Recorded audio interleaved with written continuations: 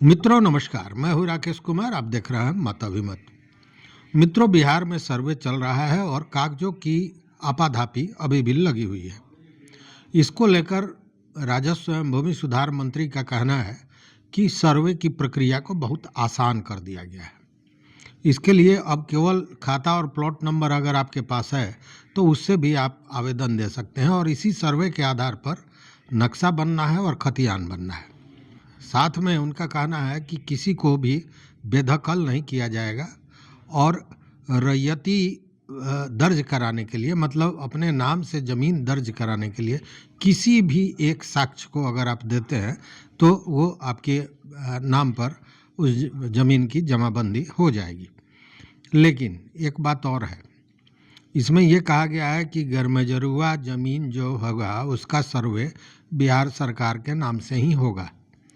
तो इसको आप समझ लीजिए कि गैरमजरूआ ज़मीन, गैरमजरूआ आम, गैरमजरूआ मालिक, कैसरे हिंद, बकास्त भूमि, भूदान की ज़मीन, भूहदबंदी की ज़मीन, बास्की का पर्चा जिस ज़मीन का बट गया है वो, बंदोबस्ती पर्चा, वक्फ बोर्ड की ज़मीन और धार्मिक न्यास की ज़मीन, इस पर किसी भी तरह के रैयती का मामला नहीं बनेगा।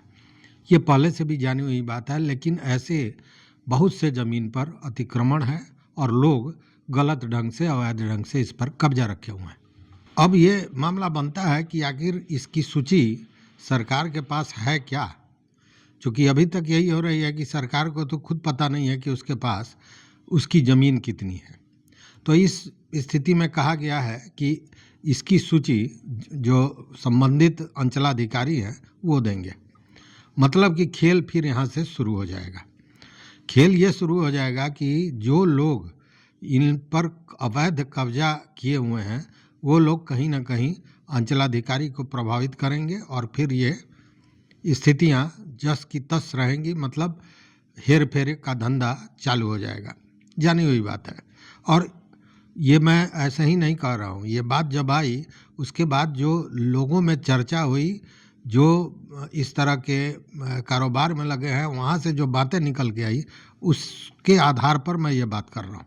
अब इसमें दिलीप जायसवाल का ये कहना है कि 15 तरह का कोई भी कागज़ दे दीजिए और आपका सर्वे हो जाएगा। लेकिन उस 15 तरह के कागज़ में कौन कौन सा कागज़ है ये समझने की ज़रूरत है। कि सबसे पहले कहा जा रहा है कि इसके लिए खतियान की आवश्यकता नहीं है, क्योंकि खतियान के लिए सबसे ज़्यादा भाग दौड़ कार्यालयों में हो रहा है उसकी प्रतिलिपि पाने के लिए, तो उसकी ज़रूरत नहीं। और यह भी कहा गया है कि साक्ष्य के रूप में कोई भी कागज़ दस्तावेज होगा तो वो चलेगा। अब रसीद केवल अगर आपके पास है तो उससे भी आपका सर्वे हो सकता है। खाता प्लॉट नंबर देके आप सर्वे करा सकते हैं। अगर पन्ना फट गया है आपके दस्तावेज का फिर भी होगा, माने वो रुकने नहीं जा रहा है। जमींदारी उन्मूलन के बाद जो मध्यवर्ती मालिक थे, मीडिएटरी जो ऑनर थे, उन लोगों ने जो रिटर्न दाखिल किया है उसमें अगर आपका नाम है तब भी आपका सर्वे हो जाएगा। राजस्व का लगान रसीद आप कटा रहे हैं तो उसको दिखा के करा सकते हैं। फील्ड बुझारत पंजी में अगर आपका नाम है उससे भी हो जाएगा सर्वे। अंचल कार्यालय के किसी भी दस्तावेज में अगर आपका नाम दर्ज है तो उस आधार पर सर्वे हो सकता है। वहीं रिविजनल सर्वे में अगर नाम है तो पूछना ही नहीं है, तो स्वाभाविक है कि वो आपका खतियानी हो रहा है। साथ ही बास्कीत पर्चा अगर आपके पास है तब भी आपका सर्वे हो जाएगा। मतलब इसमें से कोई भी कागज़ अगर है तो सर्वे हो जाएगा। लेकिन फिर भी कागज़ों के लिए जो ये भाग दौड़ है ये लगातार जारी है। अब आप इसी से अंदाज कीजिए कि 1995 से डॉक्यूमेंट्स, जितने भी डॉक्यूमेंट्स थे वो डिजिटल होने लगे। उसके पूर्व डिजिटल नहीं था। तो उसके पूर्व मतलब आप ये समझिए कि 1796 से लेकर 1995 तक जो डॉक्यूमेंट्स हैं उनकी संख्या बताई जाती है कि 5,13,00,000 है। अब इस 5,13,00,000 दस्तावेज़ों को जो बहुत से तो ऐसे हैं कि आप उसको न पढ़ सकते हैं, न समझ सकते हैं, बर्बाद हो गए हैं, ख़राब हो गए हैं। अब इनको डिजिटल करना है तो इसके लिए सरकार ने कहा कि 31 दिसंबर तक हम कर लेंगे।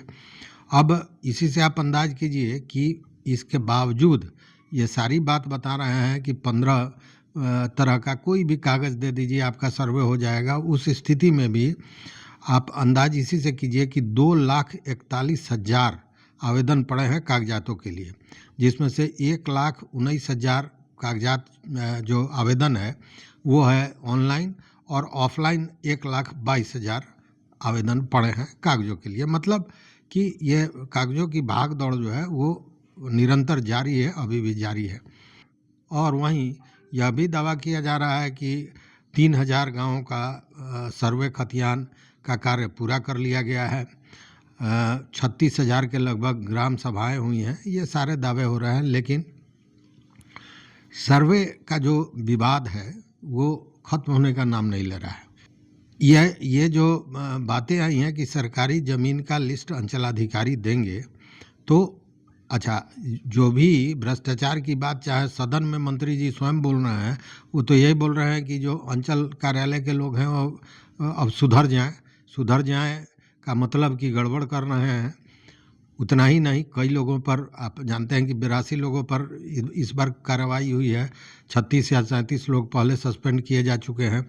तो इन सारे चीज़ों के बीच ये कहना है कि अंचलाधिकारी द्वारा ही दिया जाएगा, चूँकि उसके अलावा कोई है भी नहीं, तो ये एक चीज़ है। और इस पर अगर सरकार, या यूँ कहें कि इस कार्य पर जो सूची मांगी जा रही है सरकारी ज़मीन की अंचलाधिकारियों से, अगर इस पर कड़ी नज़र नहीं रहेगी तो निश्चित रूप से फिर गोलमाल का एक जगह बनता दिख रहा है।